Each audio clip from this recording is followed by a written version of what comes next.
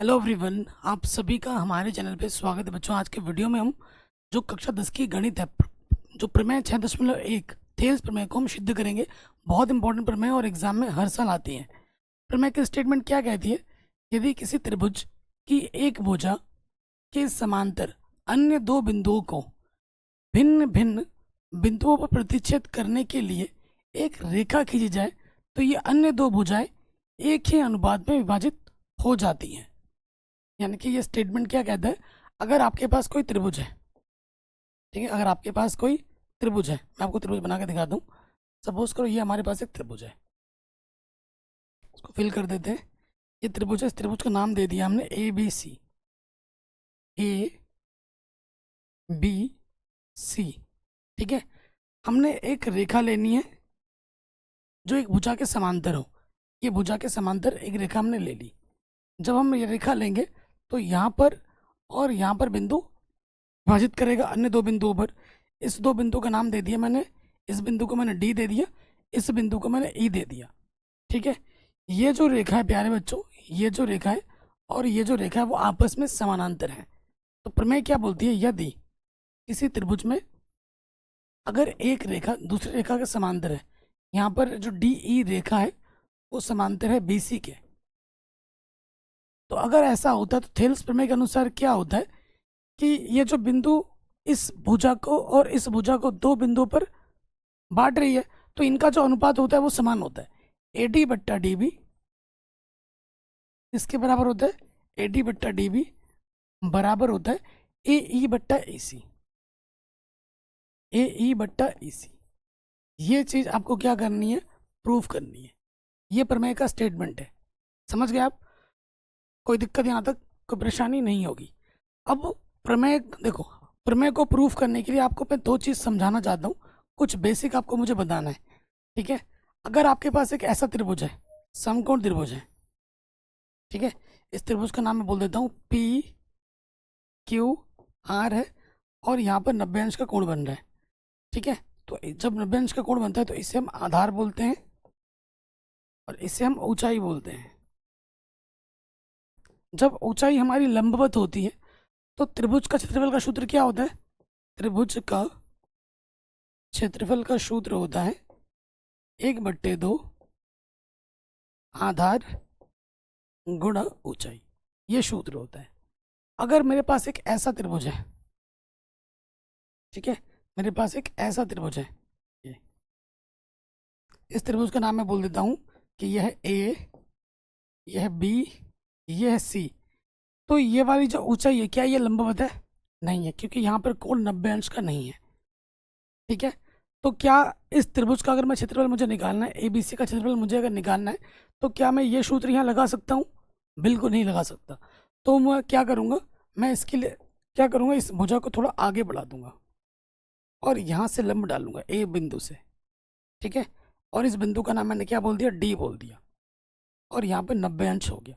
तो अब ये जो है, ये जो ऊंचाई ये अपनी लंबवत हो गई और आधार मेरा क्या हो जाएगा? बीसी होगा। ऊंचाई मेरी एडी होगी। अगर मुझे क्षेत्रफल निकालना है, त्रिभुज ए बी सी का क्षेत्रफल मुझे निकालना है, तो सूत्र क्या होगा? 1/2 आधार, आधार मेरा होगा बीसी और ऊंचाई मेरी होगी एडी। ये कॉन्सेप्ट मैंने क्यों बताया? क्योंकि इसका प्रयोग अभी हम यहाँ पर करेंगे, ठीक है। ये चीज़ लगानी है और इस कॉन्सेप्ट का भी यहाँ पे प्रयोग होगा, इसलिए मैंने आपको ये बताया। क्या इतना आपको समझ में आ गया? आ गया होगा ज़रूर। बहुत इंपॉर्टेंट है, मोस्ट इंपॉर्टेंट प्रमेय है। इस पर आधारित क्वेश्चन जो है वो भी पूछे जाते हैं और प्रमेय का प्रूफ भी एग्जाम में बार बार हर साल आता है, हर बार आता है, ठीक है। प्रमेय को प्रूफ करने के लिए ये चित्र आपको बनाना है, जो मैंने बनाया ना ABCD, ये तो आपको बनाना ही बनाना है। उसके बाद रचना में क्या करना है आपको? रचना में आपको यहाँ से देखिए, डी से AE पे लंब डालना है। यहाँ पर एक लंब डालोगे, लंब का मतलब इधर भी 90 अंश का कोण बनता है और इधर भी 90 अंश का कोण बनता है। और ई से भी लंब डालोगे, ठीक है, लंब डालोगे, यहाँ पे भी 90 अंश का कोण बनेगा और यहाँ पे भी। तो लंब डाला है, तो इस बिंदु का नाम ABCD हो गया। इसको मैं ई बोल देता हूँ और इसको मैं एफ बोल देता हूँ। बिंदु का नाम कुछ भी दे दो, उससे फर्क नहीं पड़ता है। उसके बाद अगला काम क्या करना है? इस ई से बी को मिलाना है और इस डी से सी को मिलाना है। ये काम अपने को करना है रचना में। रचना में क्या करना है, देखिए यहाँ मैंने चित्र बना लिया, इसका नाम वहाँ पर मैंने कुछ और दिया था, यहाँ बस एम एन लिख दिया मैंने, बाकी तो वही नाम है। इस वाले बिंदु को एम बोल दिया, इस वाले बिंदु को एन बोल दिया। हमने रचना में क्या काम किया, तो रचना जो भी काम कर रहे हो वो लिखना ज़रूरी है। कई बच्चे रचना नहीं लिखते, नहीं लिखोगे नंबर कटेंगे, पूरे नंबर नहीं मिलेंगे। रचना में हमने क्या किया, डी एम, डी एम लंब, लंब का चिन्ह ये होता है, डी एम लंब खींचा मैंने ए ई पर। और क्या किया मैंने, ई एन, ई एन लंब खींचा मैंने ए डी पर। कोई दिक्कत यहाँ तक, यही काम किया मैंने। अब आ जाओ, क्षेत्रफल निकालना है आपको। त्रिभुज ए डी ई का क्षेत्रफल, ए डी ई का क्षेत्रफल, सूत्र क्या होता है, 1/2 आधार। ठीक है, 1/2 आधार मेरा, मैं क्या ले लेता हूँ, एडी ले लेता हूँ। आधार मेरा एडी हो जाएगा। ऊंचाई क्या होगी, अगर ये आधार है तो ऊंचाई मेरी क्या होगी, ई एन होगी। ये मेरी लंबवत ऊंचाई है, ई एन। समीकरण नंबर 1। ठीक है, कोई दिक्कत यहाँ तक, कोई परेशानी नहीं होगी। अब हम आ जाएंगे दूसरे वाले त्रिभुज में, किसमें, इस वाले में, डी ई बी में। यहाँ पे आ जाओ, त्रिभुज डी ई बी का क्षेत्रफल, सूत्र क्या होता है, 1/2 आधार, आधार मेरा क्या हो जाएगा, डी बी हो जाएगा। और ऊंचाई मेरी क्या होगी, ईडी होगी क्या, नहीं, लंबवत ऊंचाई। ये है आपकी लंबवत ऊंचाई, क्या लेनी पड़ेगी, ई एन। यहाँ पे आपका आ जाएगा ई एन।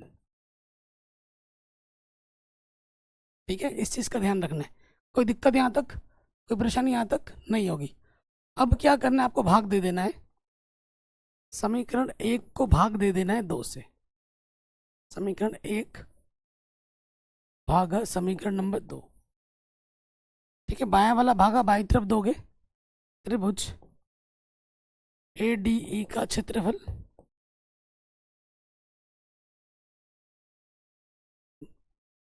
त्रिभुज डी ई बी का क्षेत्रफल, बायां वाला को बाईं तरफ भाग दे रहे, और हमें दाएं वाले को दाईं तरफ भाग देना है। इधर क्या अपने पास, ऊपर 1/2 ए डी गुणा ई एन बट्टे में है 1/2 गुणा डी बी गुणा ई एन। ई एन से एन कटा। ठीक है, यहाँ पर क्या बचा, 1/2 से 1/2 कटा, यहाँ बचा अपना ए डी बट्टे डी बी, जो कि आपको प्रूफ में चाहिए बाईं तरफ। क्या प्रूफ में चाहिए, ए डी बट्टा डी बी चाहिए अपने को, वो वाला तो आ गया, बाईं तरफ वाला आ गया। अब आपको फिर से आ जाना है, पुनः फिर से आ जाना है। ठीक है, दोबारा उस साइड में जाते हैं, अगले साइड में आ जाते हैं, यहाँ पर पुनः दोबारा से निकालना है, वही चीज़ आपको दोबारा निकालनी है। त्रिभुज, त्रिभुज ए डी ई का क्षेत्रफल, ए डी ई का क्षेत्रफल 1/2 आधार। अब की बार क्या ले लोगे, त्रिभुज वही है, अब की बार आधार और ऊंचाई चेंज कर रहे हैं। आधार अब की बार ए ई ले लो, ए ई आधार लिया है मैंने। जब ये आधार लिया तो ऊंचाई मेरी क्या होगी, डी एम होगी, ये मेरी ऊंचाई होगी डी एम। समीकरण नंबर 3। ठीक है, अब आ जाएंगे दूसरे वाले त्रिभुज में, इसमें डी ई सी में। ठीक है, इसमें आ जाओ, त्रिभुज डी ई सी का क्षेत्रफल, तो इसका सूत्र क्या होता है, 1/2 आधार मेरा क्या होगा, इसी होगा, और ऊंचाई मेरी क्या होगी, ये लंबवत ऊंचाई है ना अपनी, लंबवत ऊंचाई क्या है अपनी, डी एम है, इसको लेना पड़ेगा, ये आ जाएगा डी एम। ठीक, कोई दिक्कत नहीं। फिर क्या करना है, समीकरण 3 और 4 को भाग दे देना है। समीकरण 3 भाग समीकरण 4, जैसे पहले किया था वही काम हम दोबारा कर रहे हैं, भाग दे देंगे। बायां वाला भाग दोगे बाईं तरफ, इधर है ए डी ई का क्षेत्रफल भाग DEC का क्षेत्रफल। इधर है 1/2 AE गुणा DM, ठीक है। और इधर इसके बट्टे में 1/2 EC गुणा DM। कुछ कट पिट रहा है क्या भाई? बिल्कुल कट रहा है। तो यहाँ से देखो DM से DM कटा, 1/2 से 1/2 कटा, क्या बचा? यहाँ आ गया AE/EC जो आपको चाहिए। क्या उत्तर आ गया? अभी नहीं आया। क्यों? क्योंकि अगर हमें तुलना करनी है, देखो ऊपर ADE है, नीचे DEB है, नीचे DEB है। यहाँ क्या आ रहा है? DEB आ रहा है क्या? नहीं आ रहा। तो ऊपर तो ठीक है, नीचे नहीं है, ठीक है। तो यहाँ पे थोड़ा सा बदलाव करना होगा। हम जानते हैं, यहाँ लिखेंगे चूंकि, चूंकि त्रिभुज, आपने कक्षा 9 में पढ़ा होगा, जब हमारी आधार सेम समान होती है, एक आधार पे अगर हम दो अलग अलग त्रिभुज बनाते हैं, ये आधार फिक्स है D, इधर एक त्रिभुज बना लिया, ठीक है, एक आधार से, और दूसरी तरफ ये वाला त्रिभुज बना लिया इसी आधार से। तो अगर एक आधार से दो त्रिभुज बनाते हो तो दोनों का क्षेत्रफल बराबर ही होगा। तुम चाहे जैसे भी टेढ़ा मेढ़ा बना लो, बराबर ही आएगा, ठीक है। कक्षा 9 में पढ़ा होगा। तो त्रिभुज DEB का क्षेत्रफल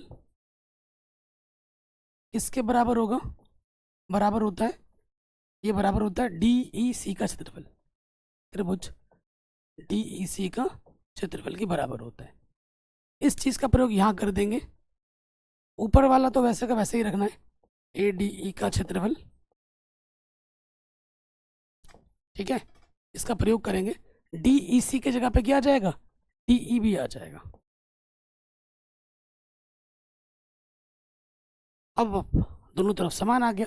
इसको आप एक समीकरण नाम दे दो, 1 2, इसको समीकरण नंबर A बोल दो और इसको समीकरण नंबर B बोल दो। देखो इसके बाई तरफ जो है, इसके बाई तरफ जो है, इसके बाई तरफ भी वही है। समीकरण A और B की क्या कर देंगे? तुलना। तो यहाँ लिख दोगे